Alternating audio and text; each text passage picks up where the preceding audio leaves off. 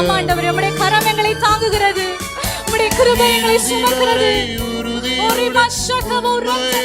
பற்றிக் கொண்டே தாங்குதையா உமது கரம். என் உதடு